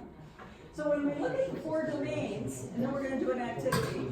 Когда мы говорим на области или сфере развития, These 4 domains are ones that we experience in kids that are challenged with the complex developmental trauma. и эти 4 сферы, они ощущают на себе воздействие в случае, если ребенок пережил травматический опыт и особенно травму развития. And we know that trauma can cause physical delays in growth. Мы помним, что травма может приводить к задержкам физического развития. You're seeing it with Peter already, Помните ситуацию с Питером? okay? When you're the story that you're reading about Peter, and Peter was our foster child, so we know Peter very, very well. Кстати, Питер — это наш мальчик, наш приемный сын. But when we see what happens in physical domain, we see children who have been physically abused, where they have been traumatized in one way or the other, emotionally or physically. Когда мы говорим о физическом развитии, у ребенка появились какие-то физические And травмы, it can появились affect психологические, growth. который потом влияет, например, на рост, And that growth development then also then can hinder them socially as well. а, например, проблемы с физическим ростом могут создавать также проблемы в социальном развитии. So we can see with different kids that we have worked with, where they have had no nurturance, so they've been neglected with food, nurturance. Поэтому, например, дети, с которыми мы работаем, иногда можно сказать, что у них были проблемы с питанием, то есть они просто не доедали. That's affected their physical growth and Определенно, development. это влияет на их физический рост и развитие. But in addition to that, emotional neglect Но, and abuse но также часто эмоциональное пренебрежение и жестокое обращение can hinder physical growth. могут приводить к задержкам How many of you have физического seen that in развития. some of the kids you work with? Когда-нибудь видели, встречались кто-нибудь с этим в детях, с которыми работали? Where the emotional abuse has affected physical growth. Когда Absolutely. эмоциональное жестокое обращение с ребенком приводило к задержкам физического развития. What are other kinds of signs have you seen physical that have been signs of? Что еще может быть в этой физической области развития, что еще может быть примером, кроме роста? So experience, verbal, Yeah, absolutely. Language, not being able to speak, не может ребенок разговаривать, or having strange speech habits, или какие-то необычные which create привычки в речи. sometimes more emotional issues as well. Иногда эмоциональные Inability to eat, неспособность кушать, and or reactions in terms of looking at some of those immediate reactions to certain things, physical reactions to foods and on smells, those triggers we talked about также earlier. физическая реакция, которая иногда возникает на определенный вид еды, да, вот те триггеры, про которые мы с вами тоже разговаривали. So we know that the developmental domains, if we look at what a normal and a child developing normally, we can see all those domains, all 4 of these domains, 5 of the domains, become quite opposite of what a child who grows up in a healthy environment might look like.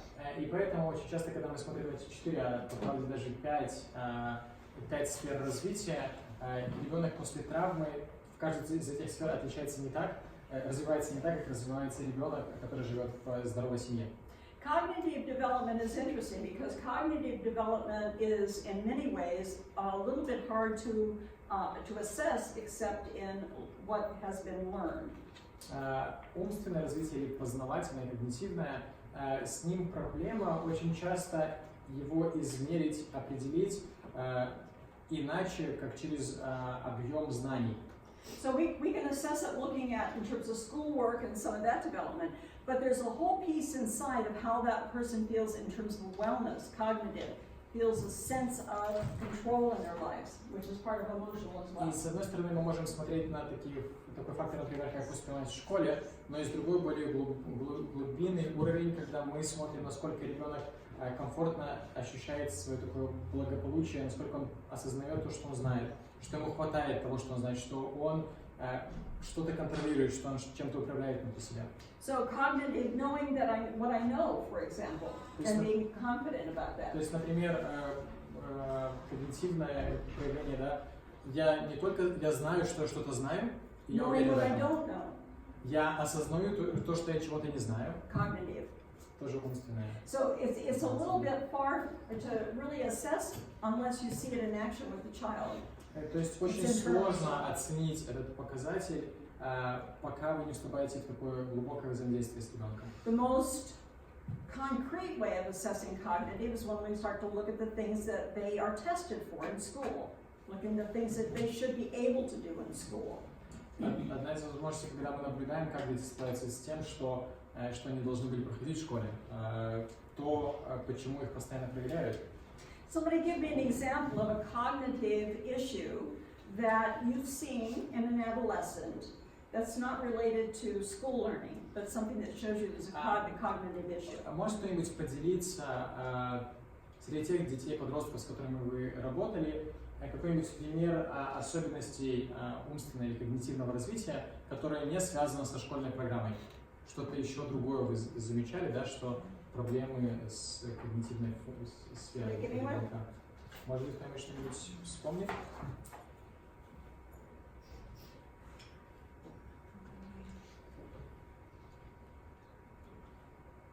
Имеется в виду, может быть, проблемы с запоминанием?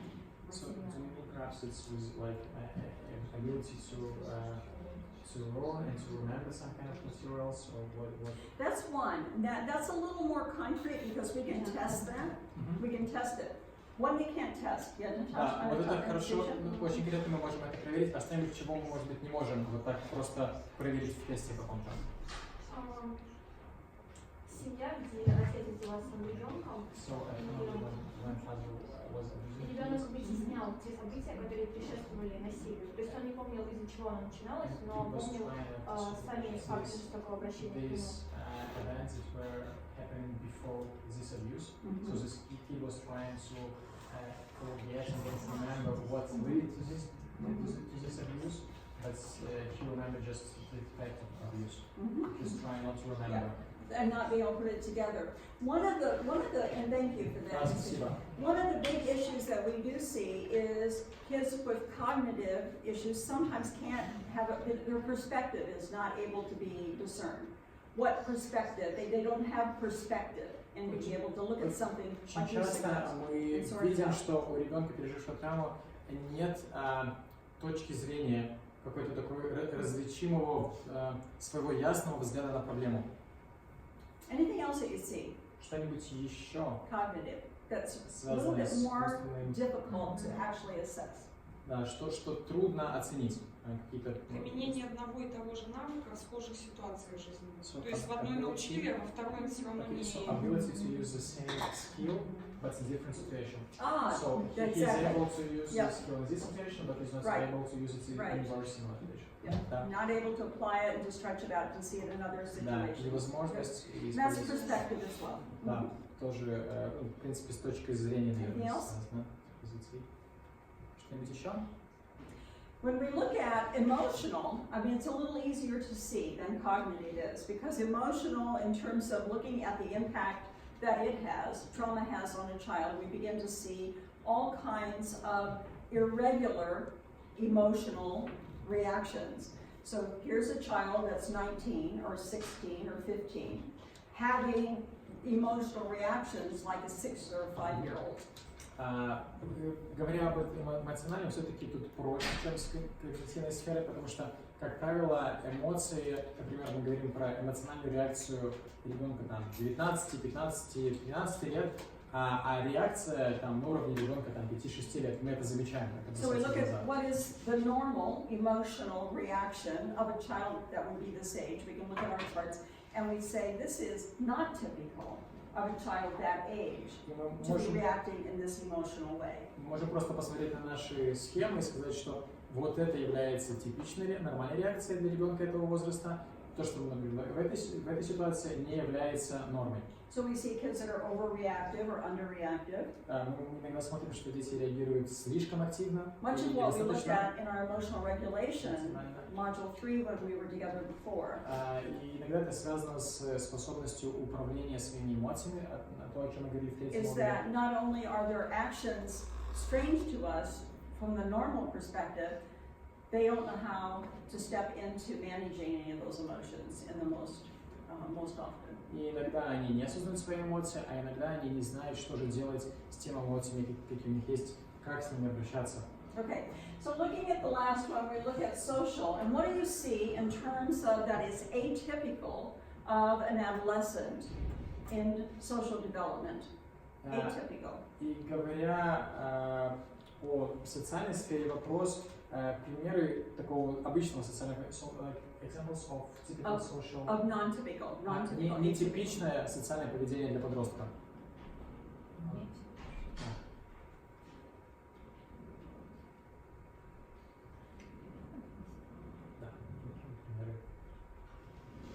Think about the social relationships. Сидит дома, никуда не ходит, с друзьями не общается. Изолирован. All the time. Okay. He's not interested in All right, watching this they're anybody. isolated, they don't want to be friends. We know that teenagers like to be out and be with other people, right? Изоляция. Мы знаем, что обычно подростки открыты к отношениям с ровесниками, они куда-то хотят. And we see social issues such as the fact that they're not able to even discern the differences in terms of how you behave within a social environment that's an adult social environment. Иногда мы видим, что ребенок не может понять, как себя вести в социальном окружении там, со how взрослыми to людьми, respond to the same sex or to the opposite sex. как реагировать на поведение человека твоего пола, как реагировать на поведение человека So we see другого пола. emotional challenges as well as social То challenges. есть мы видим эмоциональные вызовы, которые тоже приходят социальные вызовы в контексте отношений. Now, I know that when we look at these domains and we look at physical, cognitive, emotional, and social, we understand what is normal for a child. We've got charts, we've got things that we can look at to look at that.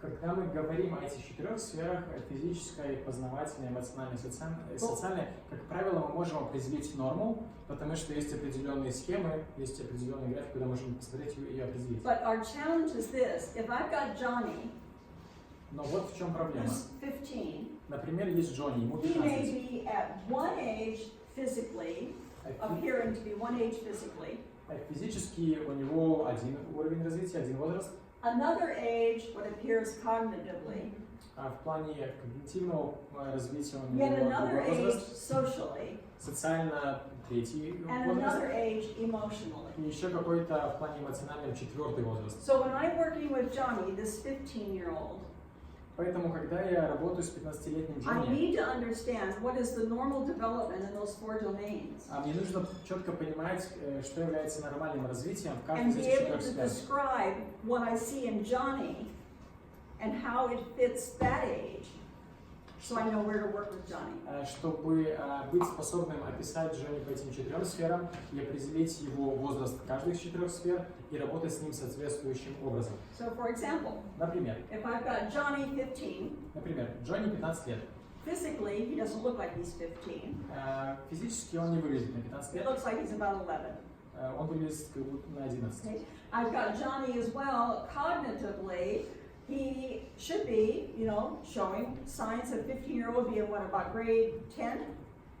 Grade 10, would that be about right? Да, например, ему 15 лет, и там он должен определенными навыками владеть, что-то на уровне 9-10 класса. But Johnny is studying at about grade 6.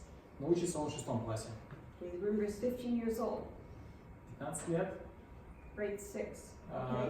на 11 лет выглядит, I look at socially, Я смотрю в плане социальном на него, he's about at the age of about 11.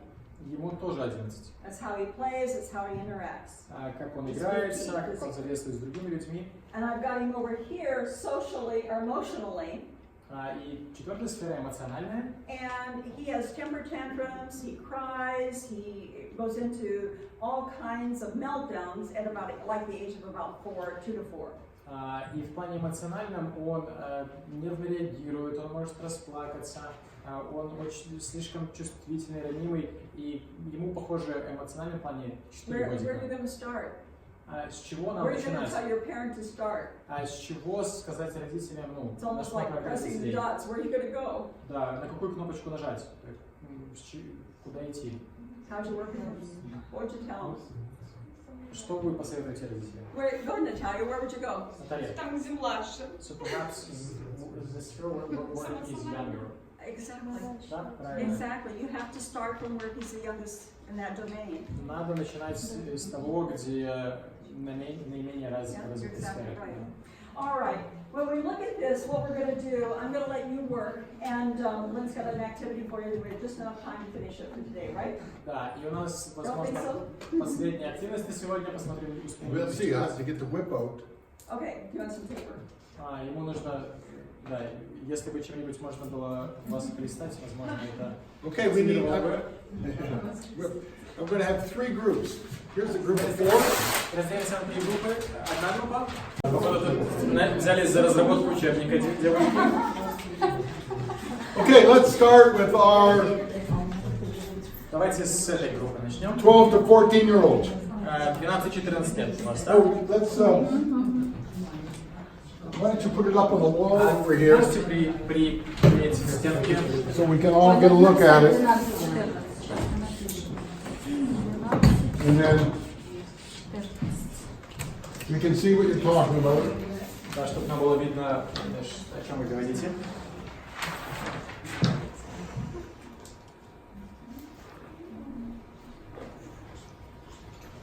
Okay, talk to us. Рассказывайте. Ну, значит, что касается физического развития детей с 12-14 лет, это происходит бурный рост тела подростка и проявляются первичные, вторичные половые признаки. То есть волосяной покров, месячные у девочек, и там все.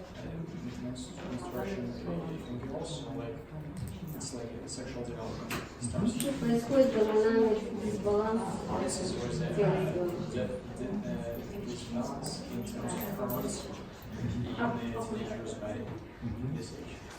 Что касается умственного и когнитивного развития, то здесь уже развивается логическое и аналитическое мышление.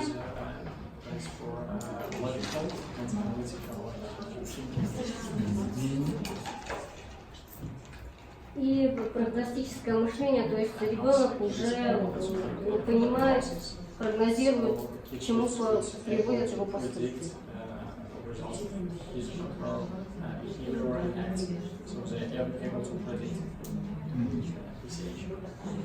Значит, социальное развитие – это обесценивание уже роли родителей, то есть они уже не играют ведущую роль в жизни ребенка.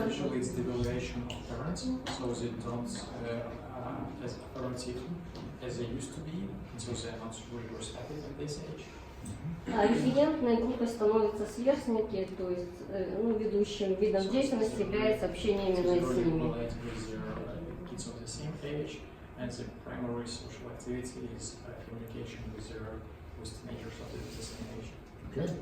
И эмоциональное развитие – это в первую очередь эмоциональная нестабильность, то есть перепады настроения.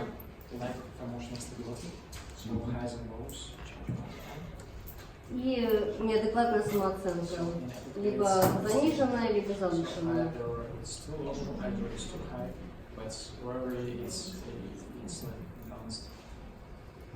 Good. Хорошо. Very good. Thank you. Did you give up? Who did the writing? Кто писал? You did the writing, and you did the presentation. Okay. Вам Very за good. написание, вам за презентацию. All right, group 2. Вторая группа. Maybe we can use over there. Вы можете повесить тоже на ту стену.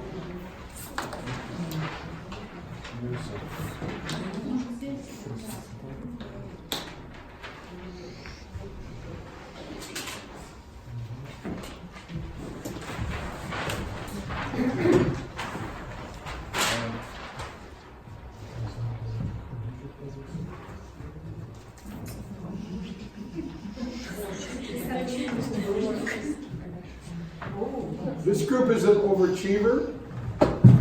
They were asked for 2. Ага. Тут ребята перевыполнили задачу, попросили 2 пункта, мне кажется, больше. Okay, fire away. Давайте. Мы писали про подростков 15-17 лет. Что касается физического развития, то это рост у нас от 168 сантиметров до 190 в этот период растают подростки. Их масса тела составляет от 48 до 70 килограмм. Да, это девочки меньше, мальчики больше. Личные половые признаки у нас уже развиты. Если в первом случае это только начало, да, было, то у нас они уже развиты.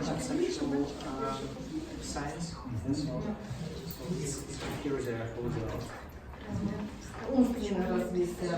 В этом возрасте у подростков присутствует аналитическое мышление, прогнозирование и причинно-следственная связь.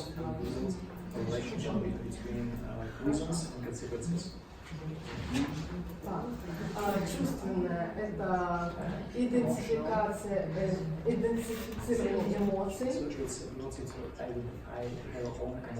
отреагирование чувств и эмоций, эмпатия и чувство первой любви.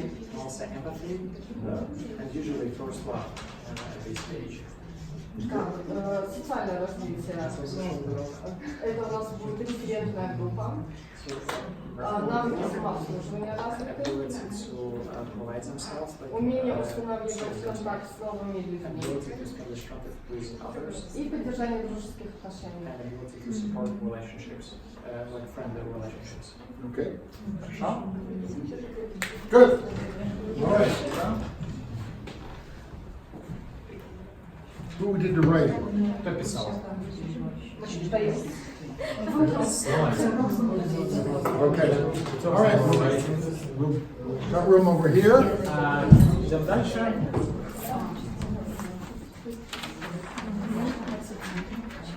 Кто еще не выступал?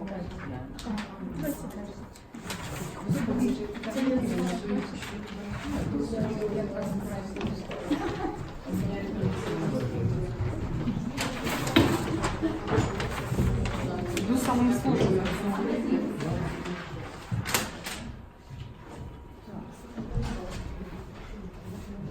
Мы решили, что возраст 18-21 года в норме. Это должны быть молодые люди, которые должны заниматься спортом, укреплять свое тело, находиться в хорошей физической форме. И заботиться о своем здоровье, то есть здоровый образ жизни, достойное питание, правильный режим дня, отдыха, трудовой деятельности. Это два показателя нормы.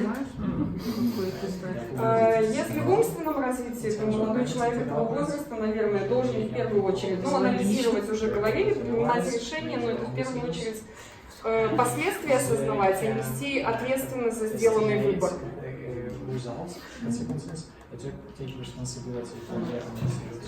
В эмоциональном плане хотелось бы, чтобы это был развитый самоконтроль и волевые качества,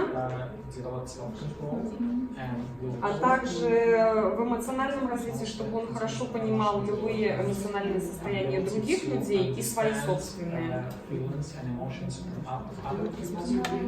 В социальных навыках в первую очередь это устанавливать и поддерживать отношения с близкими, коллегами, родственниками, друзьями, то есть различные ролевые модели.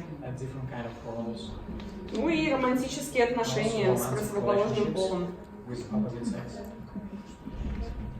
Okay. Хорошо. All right. Who did the writing? Both pencil to Наталья. She did all the work? Yeah. мы консультируем. So we're just doing some consulting. Она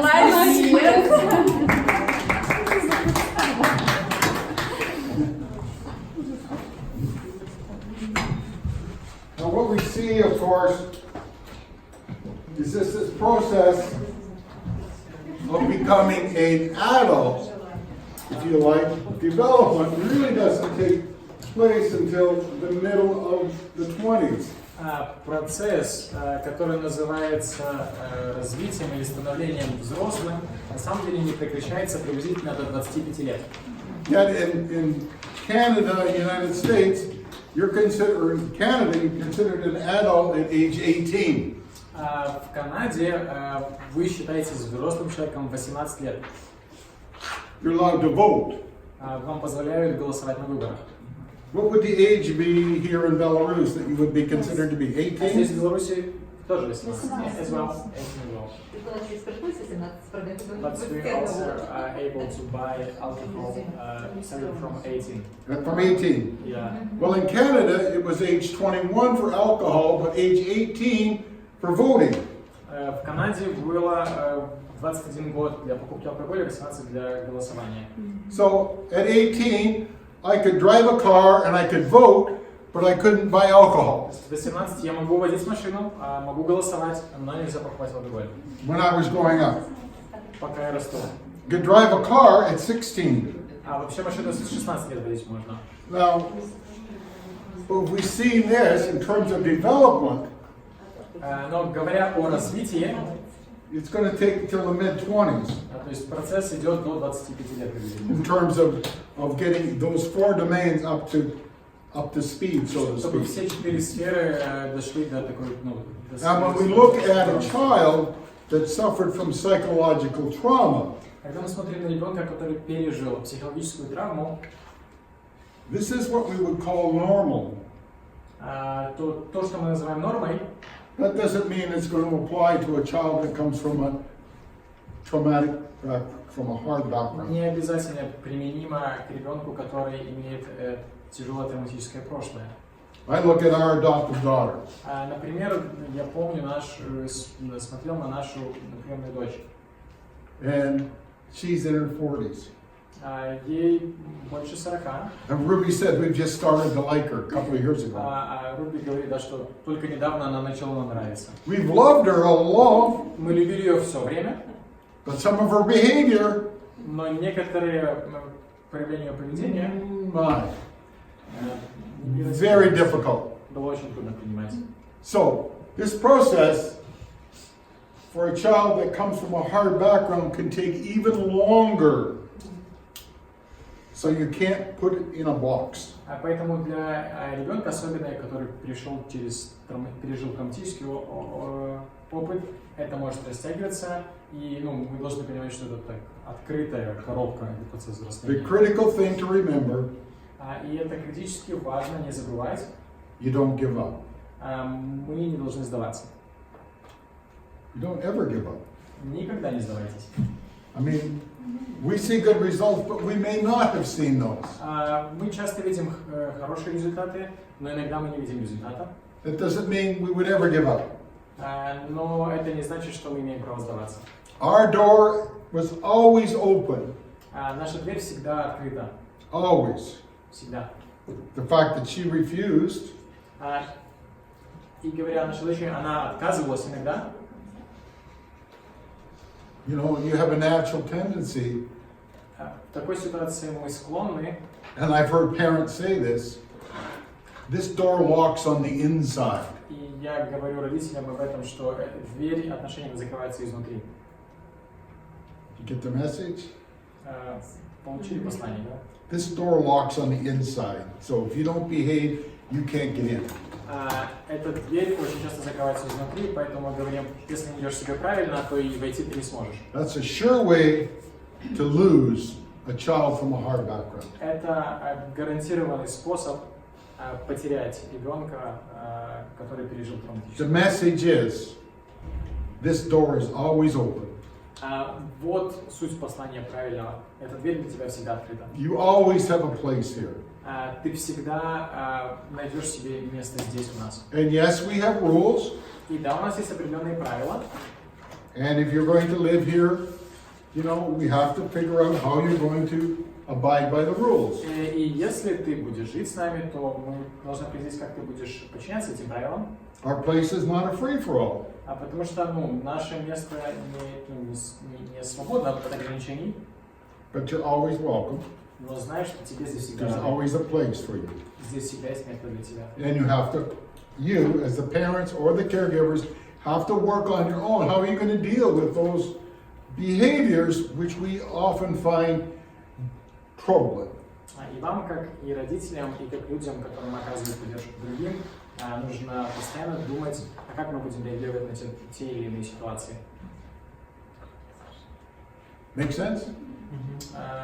Понимаем, о чем речь идет. All right, I think we're about ready to wrap up for day one of this session. Кажется, мы уже почти готовы закрыть первый день. Any comments or questions as we Есть ли какие-то вопросы в этот момент или пожелания, замечания, комментарии? we're just starting to we revisit a couple of things and move forward as we Да, что-то мы сегодня просто вспоминали, где-то еще продвинулись вперед. and tomorrow we're going to jump into the deep end. Завтра мы уже так очень глубоко нырнем. And no life jackets. Да, и спасательных жилетов не будет. I hope you can swim. Надеюсь, вы выглядите. Okay. Have a good night's rest. Замечательного вам вечера, отдохните. We're starting at 6 in the morning. Начинаем, как обычно, в 6 утра. Ah, you're laughing. Okay, I think it's 10 o'clock. В 10 часов. Okay, 10 o'clock. Time to start. Have a good rest. В 10 часов начинаем. Хорошего всем вечера. See you in the morning. До свидания.